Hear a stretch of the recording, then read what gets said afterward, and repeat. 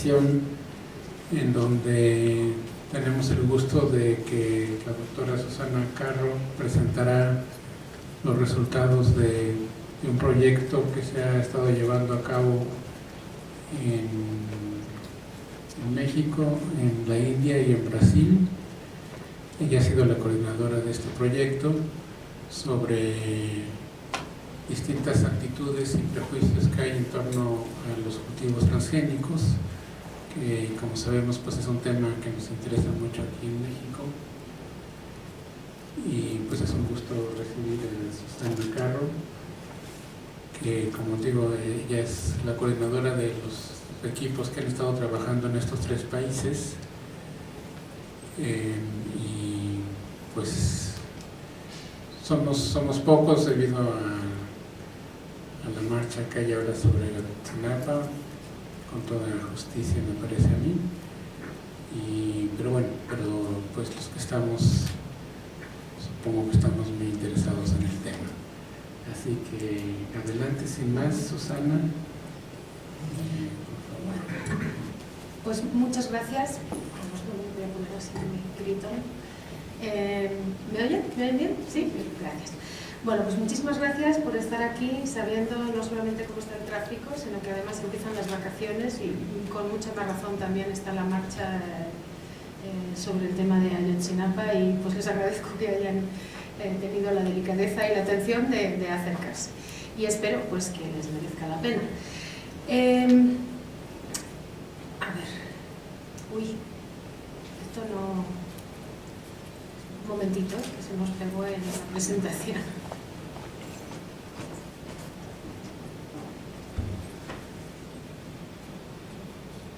Que era nada más la... vale, perfecto. Bueno, muy brevemente, a ver, sí les quiero comentar que hay mucho que decir. Ha sido un proyecto riquísimo de 3 años, 4 equipos, 3 continentes, un montón de, no sé, más de 30 investigadores. Y realmente el reducir esto a una presentación de 50 minutos es bastante complicado, pero haré lo que se pueda. De todas maneras, sí quería resumirles un poquito los antecedentes del proyecto.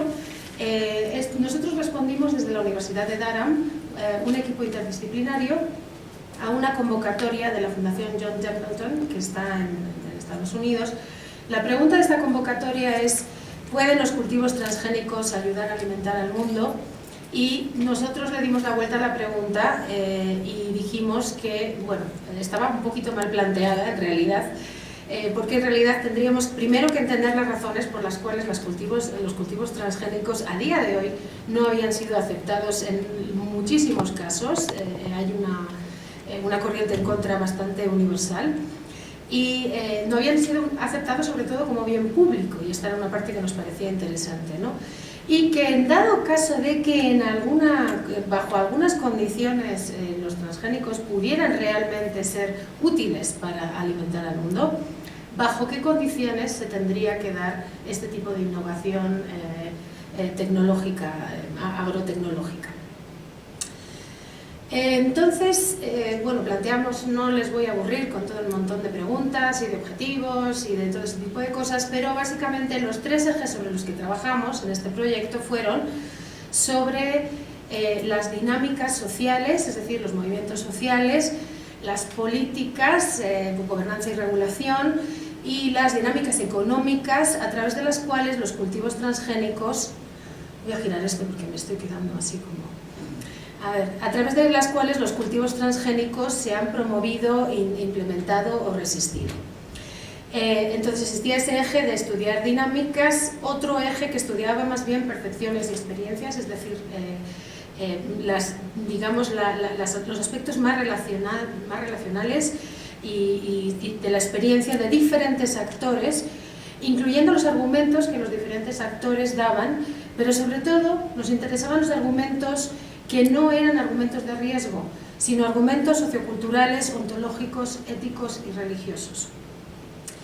Y también nos interesaba el tema de las voces que han participado en los debates sobre transgénicos en los diferentes lugares, y sobre cómo estas voces presentaban sus argumentos a través de narrativas, retóricas, discursos y diferentes enmarcaciones de los argumentos, ¿no? Entonces, prestamos además también especial atención a aquellas voces que se han oído muy poco en los debates. Como veremos, consistentemente en los 3 estudios de caso que hemos hecho son las voces de los pequeños campesinos y de los grupos indígenas las que están más apartadas de estos debates. Los objetivos que teníamos era reconfigurar el debate sobre transgénicos, por supuesto desde la perspectiva, desde la humilde perspectiva académica, que todos sabemos que a veces el impacto no es precisamente el que desearíamos, pero reconfigurar el debate desde nuestras posibilidades, reconfigurar el debate sobre transgénicos en términos más allá de argumentos y gobernanza del riesgo. Esto lo voy a ir desarrollando mucho más a través de la presentación y va a quedar mucho más claro, ¿no? Pero para adelantarnos un poquito, básicamente nuestra hipótesis de salida era que los argumentos de riesgo, las narrativas, las retóricas de riesgo que se utilizan, tanto en los ámbitos científicos como en los no científicos, en realidad son metáforas para hablar de muchas otras consideraciones que son lo que realmente preocupa a la gente, incluso a los científicos, sobre la implementación, desarrollo e implementación de transgénicos. Y al mismo tiempo también el equipo, sobre todo el equipo de Daram, que quiere y ha propuesto un marco de innovación responsable y de gobernanza democrática de ciencia y tecnología que tome en cuenta tanto actores sociales muy diversos, que no se están tomando ahora mismo en cuenta, como argumentos socioculturales, ontológicos y éticos. Bueno, como les he dicho, éramos un montaje bastante complejo, éramos 4 equipos, 3 estudios de caso, estábamos un equipo en Daram muy interdisciplinario, había un biólogo de plantas, un filósofo, un físico, estábamos varios científicos sociales y después hemos tenido equipos en los 3 diferentes países donde hemos trabajado. En México hemos trabajado con el Centro de Investigaciones en Geografía Ambiental, UNAM Morelia, y el trabajo de campo lo hemos hecho en la región Purépecha, el laboratorio ha sido Langebio y las entrevistas a actores han sido casi todas en el DF. En Brasil trabajamos con la Universidad Federal de Santa Catarina, en el estado de Santa Catarina, donde también hicimos el trabajo de campo. El laboratorio escogido era Embrapa Soja y la ciudad donde se hicieron los grupos de enfoque y las entrevistas fue en Florianópolis. Y en la India trabajamos con Jawaharlal Nehru, la Universidad Jawaharlal Nehru. Hicimos el trabajo de campo en el estado de Odisha. El laboratorio escogido es SICGEB, que no es un laboratorio estatal, es una especie de ONG internacional, y las entrevistas y algunos grupos de enfoque se hicieron en la ciudad de Delhi. Y como parte de esos equipos hemos tenido también agroecólogos, sociólogos, más biólogos de plantas, es decir, ha habido mucha variedad, ha sido realmente interdisciplinario, aunque digamos que la guía y el soporte marco del trabajo ha venido desde las ciencias sociales. Bueno, muy rápido también, la metodología era una metodología diseñada centralmente desde Daram, que se aplicó en los 3 estudios de caso, que consistía en trabajo de campo etnográfico con pequeños agricultores y agricultoras, porque tuvimos muy en cuenta el tema género a la hora de asegurarnos de que incluíamos suficientes mujeres en el estudio. Hicimos observación participante en laboratorios de genómica de diferentes plantas. Hicimos entrevistas estructuradas y cuestionarios en profundidad con stakeholders e identificamos 11 categorías de actores principales, ¿no? No las voy a enumerar todas, pero por ejemplo pues había científicos, había representantes de ONGs, había representantes de pequeños agricultores, de medianos y grandes agricultores, de consumidores, incluso de organizaciones, semillas, ¿cómo se llama?, de compañías desarrolladoras y comercializadoras de semillas transgénicas, por ejemplo Monsanto o Agrobio en el caso de México. Hicimos grupos de enfoque con consumidores urbanos y al final de cada estudio de caso hicimos un taller deliberativo con representantes de todas las categorías de stakeholders. El proyecto es un proyecto, como he dicho antes, aunque es interdisciplinario, tiene una vocación cualitativa y comparativa. Hemos empleado diferentes tipos de análisis, ya que hemos tenido el lujo de tener diferentes tipos de expertos, así que ha habido análisis antropológico, sociológico, de la narrativa, del discurso, retórico, sociopolítico y de economía política, y de estudios de ciencia, tecnología y de innovación responsable. Y cada uno hemos introducido nuestra especialidad en el análisis final. Lo que se me ha olvidado decirles también en la anterior aquí es que en cada país elegimos un cultivo o varios cultivos distintos de acuerdo a las resonancias que podrían tener los cultivos en cada país.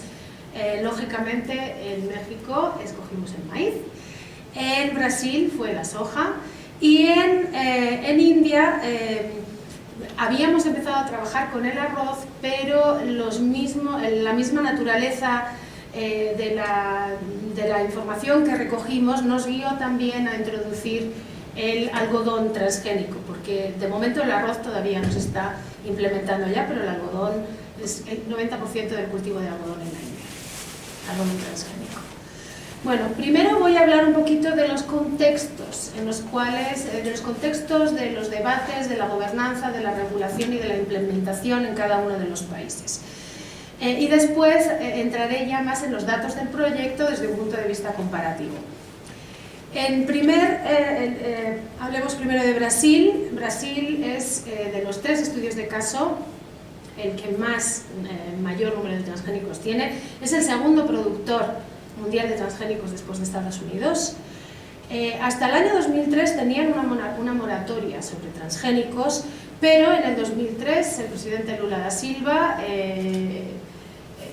me salen las cosas en inglés, hizo un decreto, por medio de un decreto presidencial, revocó la moratoria. El argumento era pragmático, es decir, se suponía que había habido una invasión de un cultivo ilegal de semillas de soja transgénicas, sobre todo que habían traspasado fronteras desde Argentina y desde Paraguay, y entonces pues con este argumento pragmático se quitó la moratoria, ¿no? En el 2005, el mismo año que en México, se hizo la ley de bioseguridad y desde el 2005 hay un crecimiento exponencial del cultivo de transgénicos en Brasil.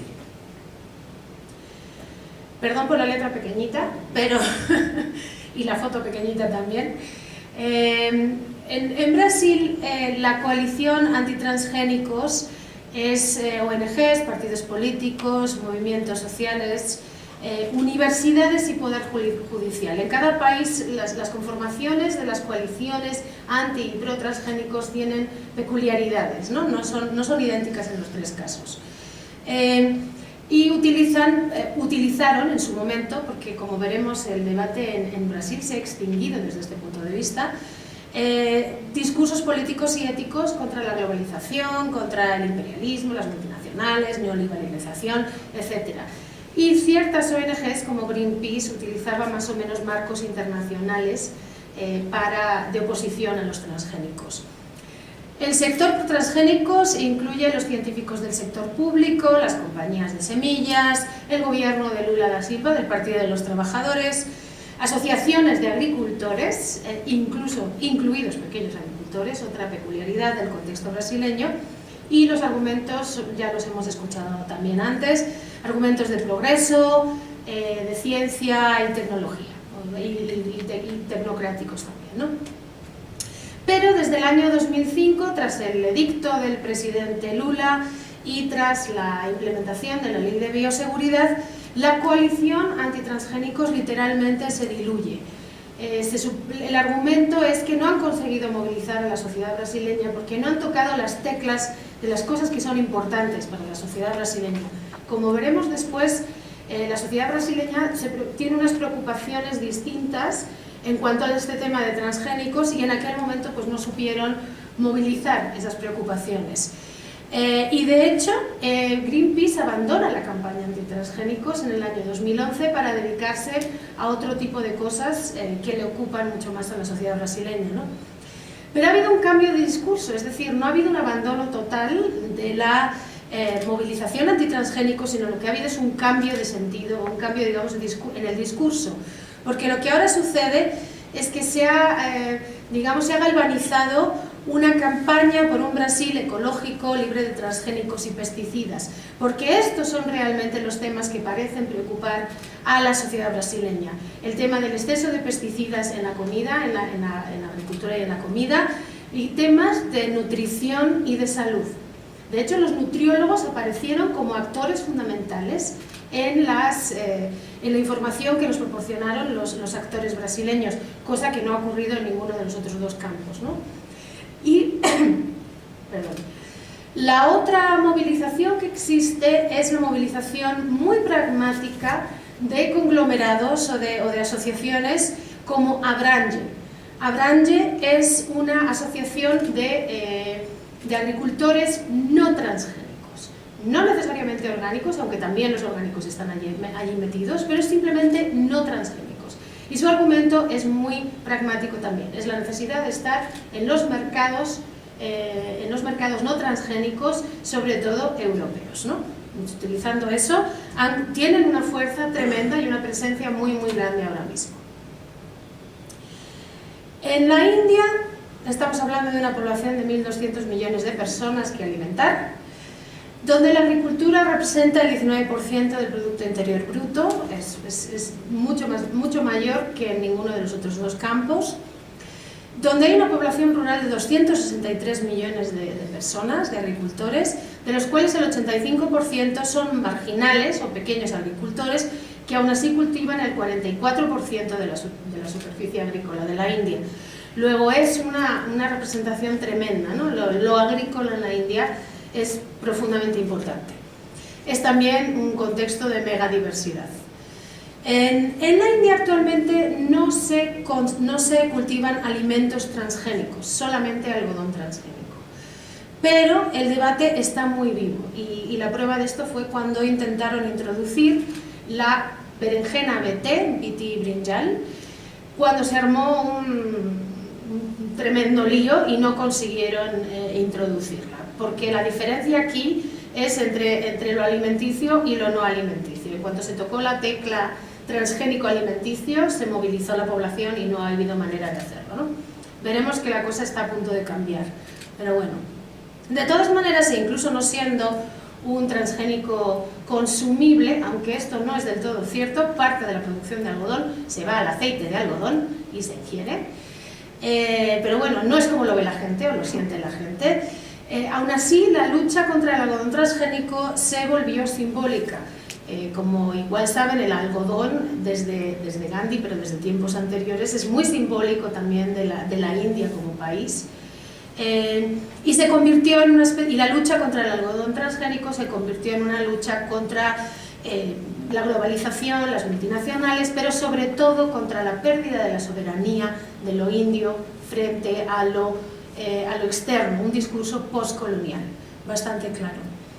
Las preocupaciones que existen en el contexto de la India son sobre todo preocupaciones en tanto a la competencia internacional en términos de ciencia y tecnología, el no ser sobrepasados por China. Hay una competición específica entre China e India en términos de desarrollo biotecnológico, que quiere ver a India como un líder en ciencia y tecnología y también en investigación y desarrollo, lo que implica que en India exista una importantísima inversión en el sector público para biotecnología agrícola. Y ahora, por ejemplo, se está invirtiendo enormemente en la creación de transgénicos del arroz de muy diferentes índoles, desde el famoso arroz dorado con vitamina incluida hasta arroces que son resistentes a diferentes plagas, a las sequías, a diferentes tipos de suelos, etc.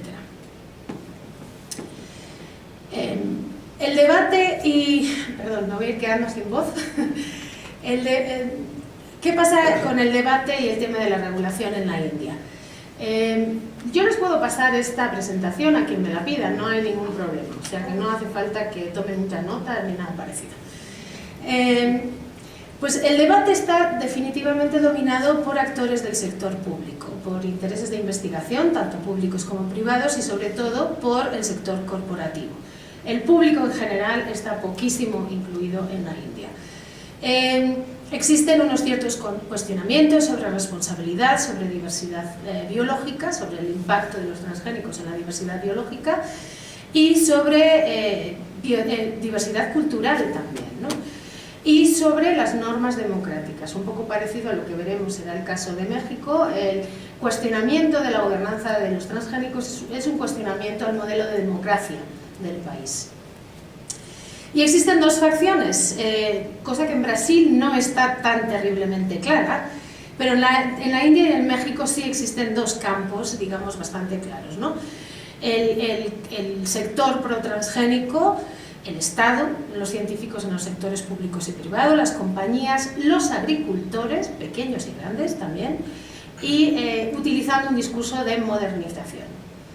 Y está el sector antitransgénico, la sociedad civil, los estados. En la India los estados tienen derecho a decidir, a tomar decisiones sobre el 25% de la producción agrícola, por lo tanto tienen un peso fundamental a la hora de la gobernanza de transgénicos en el país.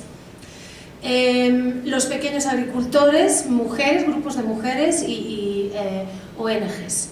Y los argumentos son argumentos ecológicos, sociales, económicos y culturales, ¿no? Lo curioso del caso de la India es que ambos campos legitiman sus argumentos a través de lo científico. Todo se filtra a través de lo científico. Incluso cuando están argumentando cosas sociales o culturales, hay que argumentarlo de un modo científico y la persona que lo argumenta o la institución que lo argumenta tiene que estar avalada por un peso y por una, digamos, una confianza científica. Es el debate más científico de los tres en este sentido, ¿no? Es un debate elitista en este sentido también, porque en la India las élites, los científicos pertenecen a las élites sociales. Y la clave del debate, digamos el elemento álgido, está en la capacidad de la India. Lo que se cuestiona, bueno, lo que unos cuestionan y otros defienden, es la capacidad de la India para implementar procesos regulatorios y de evaluación de riesgos fiables e independientes. Por un lado se cuestiona que realmente la calidad de la ciencia en la India sea la suficiente como para efectivamente poder prever o poder controlar los riesgos, y por otro lado, por supuesto, se controla la cercanía que existe entre los científicos y las compañías de semillas. Es decir, los científicos, de hecho, tienen bastante, lo que en España llamamos puertas giratorias entre las compañías de semillas privadas y las asesorías estatales con respecto a evaluaciones, etcétera, ¿no? Ay, perdón. Y una breve cronología de las cosas como han sucedido allá. En el 2002 se hace la aprobación pragmática del algodón BT, por razones parecidas a como se hizo en Brasil también. Desde Bangladesh se supone que se habían metido cantidades enormes desde Bangladesh, no, perdón, desde Pakistán, donde debió ser entonces. Porque fue en el estado de Gujarat donde se encontró que había cantidades ingentes de algodón BT ya cultivadas ilegalmente, y entonces post facto decidieron legalizarlo. En el 2006 el estado de Andhra Pradesh denuncia a Monsanto, y a partir de ahí hay un efecto dominó de muchos estados que protegen sus estados de la interferencia de las compañías semilleras multinacionales, utilizando instrumentos judiciales e instrumentos legislativos que tienen en su poder como estados. En el 2009 es cuando está toda la controversia de la berenjena BT, que en un primer momento iba a ser comercializada, cultivada por esta empresa llamada Maiko, que es una filial india de Monsanto, básicamente, ¿no? Se hacen unas consultas públicas, pero se dice que eso no tiene, que esos argumentos, los argumentos emocionales, entre comillas, del público, no tienen validez, y que hay que hacer un reporte científico. Les digo que en este caso lo científico es lo que prevalece, pero se encuentra con que este reporte ha sido básicamente copiado, o como decimos también nosotros, fusilado de otros reportes, con lo cual no puede tener mucha validez científica y el gobierno decide, ante la duda, declarar una moratoria. En el 2012 se revisa el sistema regulatorio, se encuentra que no es el adecuado, que no está a la altura, que no puede garantizar, que no puede ofrecer garantías y se da una moratoria indefinida, que se ratifica judicialmente en el 2013. Pero en el 2014, un poco tipo el edicto de Lula da Silva, el presidente, bueno, el ministro del Ministerio de Agricultura y Asuntos Rurales, pero bueno, a través de la figura del gobierno, revoca la moratoria. Luego ahora mismo, y esto ocurrió según estábamos escribiendo el libro del proyecto, lo tuvimos que incluir así como a todo correr en el último minuto, con lo cual la situación se va a volver tremendamente dinámica y vamos a tener que seguir la pista. En el contexto en México no me voy a detener mucho porque asumo que mucha gente acá sabrá muchísimo más que yo. Todos sabemos que existen dos grandes paradigmas en cuanto a la agricultura en México, ¿no? El de los grandes productores, muchos de ellos asentados en el norte, el de los científicos que creen en la, bueno, pues que creen en la ciencia como forma de modernización de la agricultura, el del gobierno que habla de la lógica del mercado, y por el otro lado está el otro paradigma que son los agricultores tradicionales asentados en el centro y el sur, acompañados de los científicos que van más en la línea de la agroecología y de la tecnología apropiada. En el caso de México, y en esto sí que fue tremendamente único, porque ni siquiera en la India nos encontramos algo parecido, en México el maíz es como un científico del Langevio nos dijo, es parte de la tríada sagrada, ¿no? Está en la Virgencita de Guadalupe, no me acuerdo de otra cosa, y el maíz. Y eso nos lo dijo un científico del Langevio. México es el centro de origen y diversidad del maíz, el consumo es directo, esto no es muy frecuente en otros países, y desde luego existe una relación sociocultural e histórica tremenda con esta planta, como dieta y como cultivo, que está en la base de la identidad mexicana y de lo mexicano, ¿no?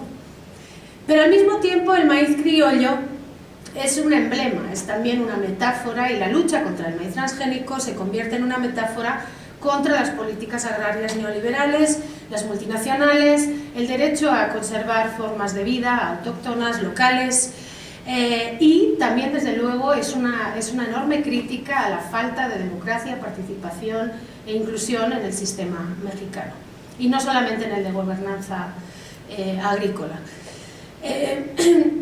Otra serie de elementos característicos es que incluso dentro de las instituciones hay muchísima división. Los reguladores nos dijeron que incluso adentro de Zagarpa o de Cibiogem no se ponen de acuerdo porque hay pro y anti, incluso dentro de estas instituciones, ¿no? Está ocurriendo ahora que se desplaza el ímpetu de la campaña contra el maíz transgénico a otras plantas transgénicas. Hasta ahora había habido una especie de invasión por la puerta trasera de otras plantas transgénicas, pero parece que por el efecto contagio la gente se está dando cuenta de esto y hay protesta ya contra la soja, la calabacita y otra serie de cosas, ¿no? Hay un debate dentro del seno de la comunidad científica que es en paralelo al debate social más amplio, por decirlo de alguna manera. Hay una implementación que va a su propio ritmo y a su propia marcha y que ignora completamente el debate social. Esta es la parte de la gobernanza no democrática del gobierno, y hay un creciente papel de la judicatura en la gobernanza y regulación de transgénicos. Rapidísimo, desde 1982 se liberaliza, digamos, la agricultura. A partir de ese momento, en los 90, alrededor de los 90, son los grandes tratados internacionales que proporcionan también un marco para esto. Hay una moratoria, pero de repente tenemos el artículo de Keith y Chapela en Nature en el año 2001, que es un parteaguas en todo este asunto. El debate a raíz de eso salta al público y los argumentos pasan de ser argumentos exclusivamente científicos y de riesgo a ser argumentos socioculturales, de formas de vida y de economía política. En el 2005 la ley de bioseguridad, en el 2008 se acaba la protección especial del maíz bajo el TLC, en el 2009 sale otro régimen de protección que en el que de repente dice que ya no es México, todo México centro de origen, sino que ya hay ciertos estados que sí y ciertos estados que no, o ciertas... tiene un nombre pero ahora no me acuerdo cómo es, bueno, trozos, cachos de tierra. En el 2012 la cosa salta del maíz a la soja con el asunto de los productores de miel en Yucatán. En el 2013 es cuando ocurre la suspensión judicial de nuevos permisos de cultivo de maíz, todo hay que decirlo.